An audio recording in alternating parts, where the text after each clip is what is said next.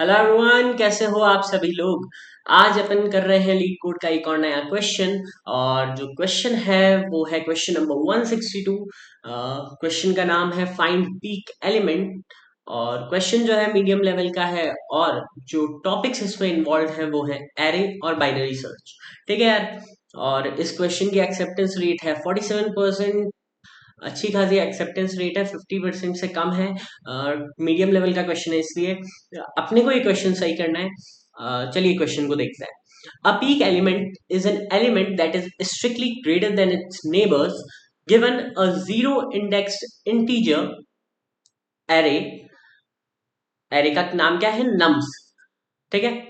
Find a peak element and return it's index. अपने को उस पूरे एरे में से जो सबसे बड़ा एलिमेंट है, पीक एलिमेंट उसी कहते हैं जो सबसे बड़ा एलिमेंट है, उसका जो इंडेक्स है वो रिटर्न करना है। ठीक है यार। If the array contains multiple peaks return the index to any of the peaks. अगर कोई एरे है 1 2 3, 1 2 4 2 6 8, तो अगर आप थ्री अगर दोगे तो भी चलेगा, 4 दोगे तो भी चलेगा, 8 दोगे तो भी चलेगा। ठीक है। मतलब अगर अपन उनको ग्राफ पे प्लॉट करेंगे तो 1 नीचे आएगा, उसके ऊपर 2 आएगा, उसके ऊपर 3 आएगा, उसके बाद वापस 2 नीचे आएगा, फिर 3 आएगा, फिर 8 आएगा, ऐसे। तो पीक्स बन रही है ना वो एज अ माउंटेन। ठीक है।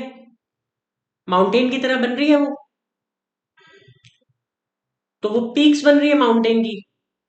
तो जो पीक वाली जगह पे, मतलब ऐसे करके वापस नीचे जा रहा है, 1 2 3, फिर वापस 1, फिर वापस 5। तो ये जो पीक वाले पे एलिमेंट है उनको अपने को, वो जिस इंडेक्स पे है उस इंडेक्स को अपने को वापस देना है। जैसे एग्जाम्पल, पहले क्वेश्चन ही पूरा पढ़ लेते हैं। ठीक है। You may imagine that nums of -1 is equal to nums of n is equal to infinity. In other words, an element is always considered to be strictly greater than a neighbor that is outside the array. तभी वो peak बनाएगा। अगर कोई element peak बना रहा है तो उसके जो पास वाला एलिमेंट राइट साइड में होगा वो भी छोटा होगा, और जो लेफ्ट साइड में है वो भी छोटा होगा। ठीक है भैया। और इन्होंने बोला है कि O of log n run time में करना है। तो अभी तक अपन ने जो पढ़ा है, O of log n run time में करना है, तो ओ ऑफ लॉग एन के लिए बाइनरी सर्च ही यूज करते हैं। और अपन ने जब टॉपिक देखा तब भी इन्होंने बोल दिया कि बाइनरी सर्च की तरफ आपको सोचना है। ठीक है यार।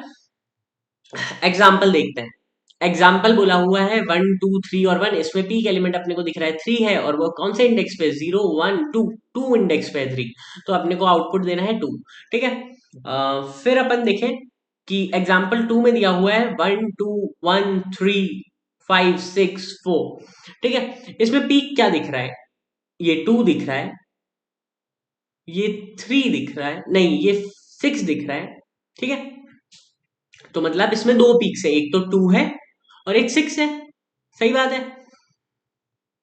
3 क्यों नहीं हुआ? क्योंकि 3 के जो राइट साइड में एलिमेंट है मतलब 5 है, तो यहां पर ये 3 यहां होगा, फिर 5 यहां होगा, तो पीक तो नहीं बन रही क्योंकि उसके नेक्स्ट जो एलिमेंट है वो बड़ा है। ठीक है। तो मतलब 2 और 6, ये जो दो एलिमेंट्स हैं ये पीक एलिमेंट्स है।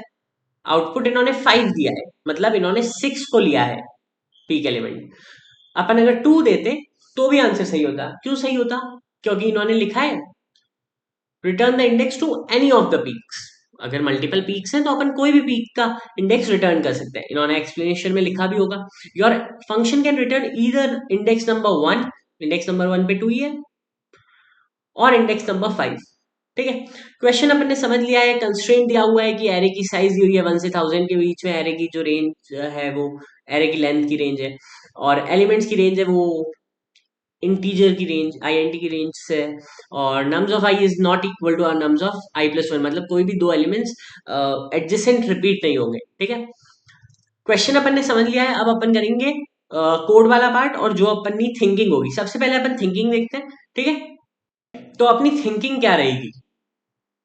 बाइनरी सर्च से करना है, मतलब अपने दिमाग में एक चीज आ रही है कि अगर अपन ये चेक कर लें कि मिड निकालना होता है बाइनरी सर्च में, तो अपन देख लें if nums of mid is less than nums of mid plus 1। मतलब नम्स ऑफ मिड जो है, जैसे इसका एग्जांपल लेते हैं, एग्जांपल 2 का। तो इसमें मिड क्या आया? ये 0 है, 1 2 3 4 5 6। 7 एलिमेंट्स है तो 6 एंड होगा, ठीक है। 0 + 6 डिवाइड बाई 2 तो 3 आया, 0 1 2 एंड 3। थर्ड इंडेक्स पे एलिमेंट क्या है, 3।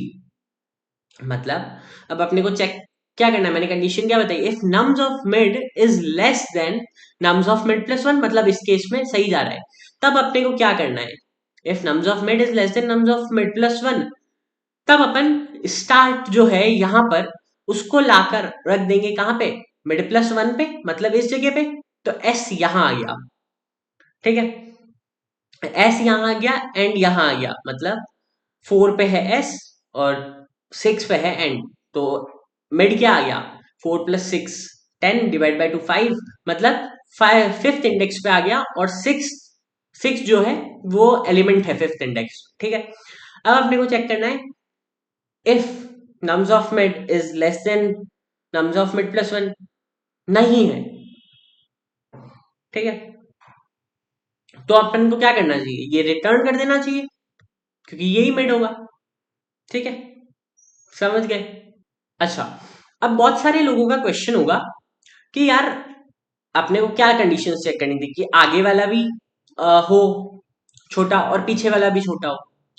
अब अपन ने सिर्फ चेक किया कि आगे वाला छोटा है या नहीं, अगर नहीं है तो फिर उसको स्टार्ट को बढ़ाया, लेकिन अगर पीछे वाला छोटा ना हो तो, जैसे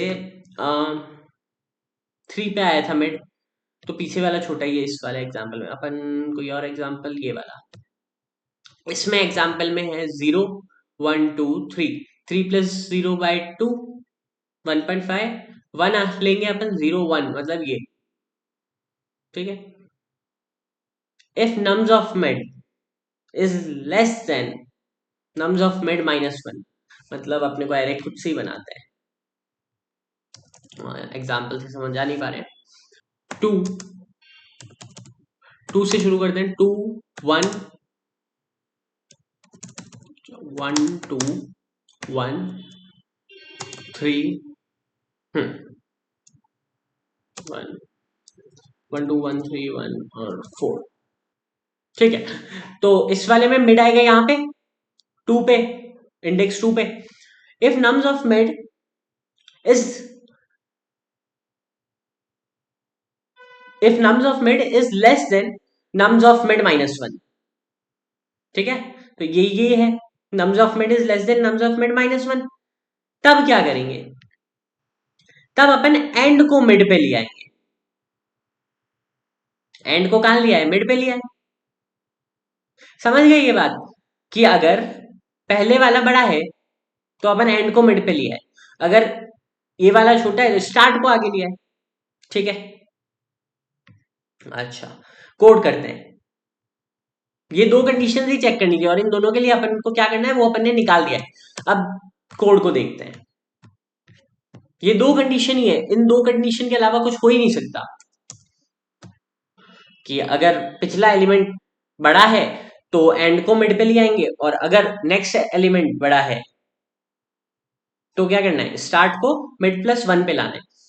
कोड लिखते हैं, सबसे पहले आपने को बताया स्टार्ट और एंड को डिक्लेयर और इनिशियलाइज करना है, int s is equal to 0, int e is equal to nums dot size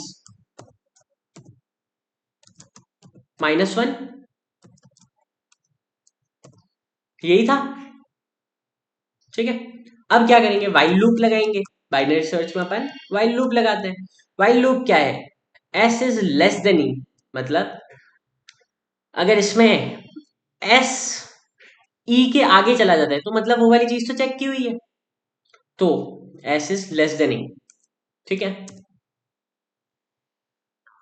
फिर वाइल लूप की बॉडी लिखेंगे, वाइल लूप की बॉडी के अंदर अपन लिखेंगे सबसे पहले मिड, मिड को डिक्लेयर करेंगे और इनिशियलाइज करेंगे, मिड का फॉर्मूला लिखेंगे, मतलब अपन int mid is equal to s plus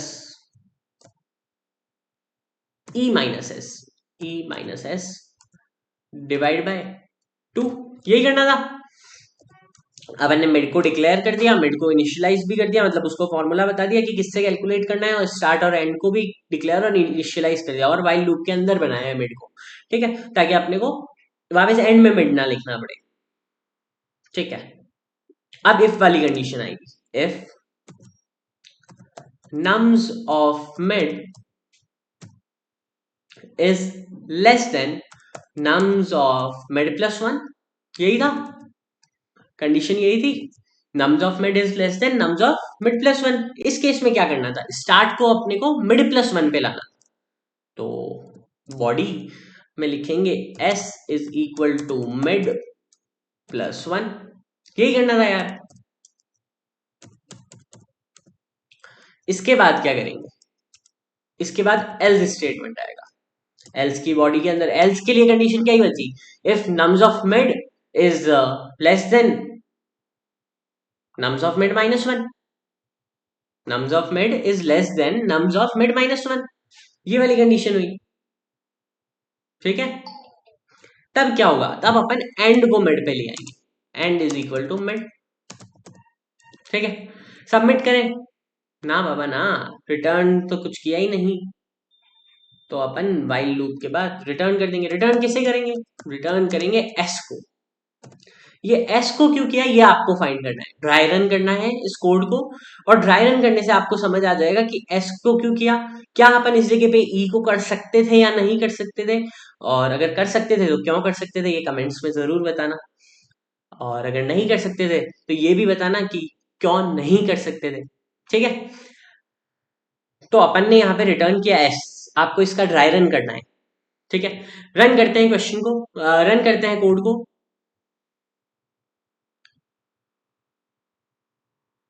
okay, तो अपना जो सॉल्यूशन है वो एक्सेप्टेड है, और केस 1 में भी अपना आउटपुट 2 आया है और एक्सपेक्टेड भी 2 था, केस 2 में भी आउटपुट 5 आया है और एक्सपेक्टेड भी 5 था, ठीक है यार।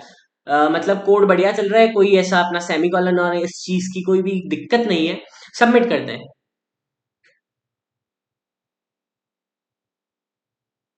ओके, आज तक का सबसे बढ़िया मेमोरी का आया है। सबसे पहले रन टाइम देखते हैं, 0 मिलीसेकेंड एज ऑलवेज, और बीट किया है 100% ऑफ द सॉल्यूशंस को। लेकिन जो अच्छी चीज हुई है वो ये है कि मेमोरी में 12.49 MB ली है, लेकिन फिर भी 95% ऑफ द सॉल्यूशंस को बीट किया है। 100 पे भी पहुंचेंगे यार, 100 पे भी पहुंचेंगे, ठीक है। तो ये हो गया है कोड अपना। आज का क्वेश्चन अपन ने कर लिया है।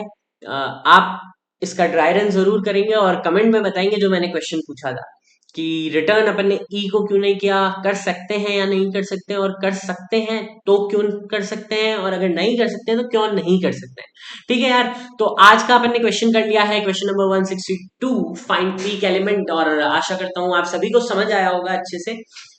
मिलते हैं अगले बेहतरीन लीड कोड के ही सेशन में, और क्वेश्चन सॉल्व करते रहेंगे ऐसे ही। और चैनल को लाइक करे बिना बिल्कुल भी मत जाना, चैनल पे जो वीडियोस हैं उनको लाइक करना, सब्सक्राइब करना चैनल को, और ज्यादा से ज्यादा लोगों तक पहुंचाओ, शेयर करो यार वीडियोस को, ठीक है।